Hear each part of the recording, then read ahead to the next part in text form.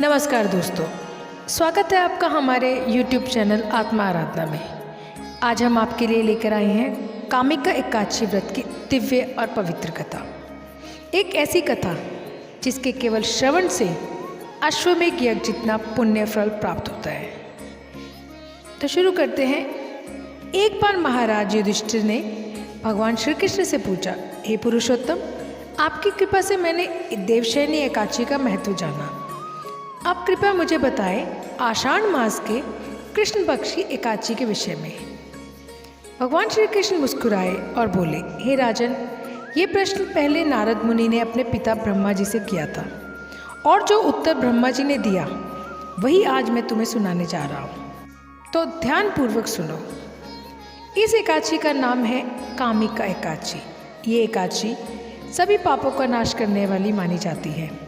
इस दिन जो भक्त भगवान श्री हरि की पूजा तुलसी दल से करता है उसे हजारों गायों के दान के बराबर पुण्य प्राप्त होता है। तुलसी पूजन का इस दिन विशेष महत्व है। नवंकुरित तुलसी मंजरी को भगवान विष्णु को अर्पित करना अत्यंत पुण्यदायी होता है।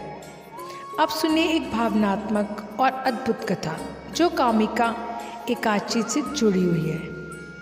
एक समय राजा धर्मध्वज की कन्या के रूप में तुलसी जी ने जन्म लिया। वो अत्यंत सुंदर, तेजस्वी और तपस्विनी थी। एक योग्य वर की प्राप्ति के लिए वो कई तीर्थ स्थानों में तपस्या कर रही थी। तभी एक दिन गंगा जी के तट पर उन्होंने भगवान श्री कृष्ण को ध्यान में मग्न पीताम्बरधारी गणेश जी को देखा। उनकी दिव्य छवि को देखकर तुलसी जी मोहित हो गई और विवाह का प्रस्ताव लेकर उनके समीप गई। गणेश जी की तपस्या भंग हुई और उन्होंने पूछा, हे देवी, आप कौन हैं? ध्यान भंग करना पाप होता है, क्या आप नहीं जानती?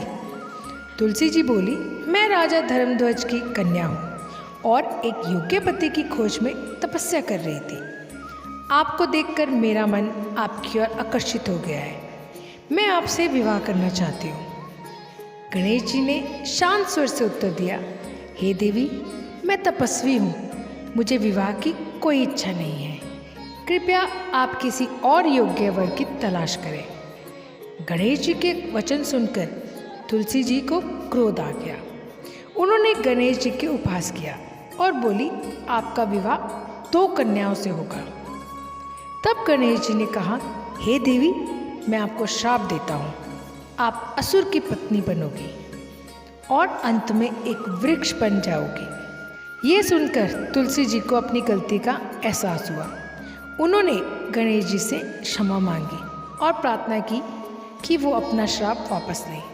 गणेश जी बोले, हे देवी, तुम भगवान नारायण की प्रिय बनोगी। तुम्हारे पूजन से कलयुग में सभी भक्तों को लाभ मिलेगा, लेकिन मेरे लिए तुम सदा त्याज्य रहोगी। बाद में तुलसी जी ने शंखचूड़ असुर से विवाह किया और जब वो युद्ध में मारे गए तो भगवान विष्णु की कृपा से तुलसी जी एक पवित्र पौधे के रूप में प्रकट हुई।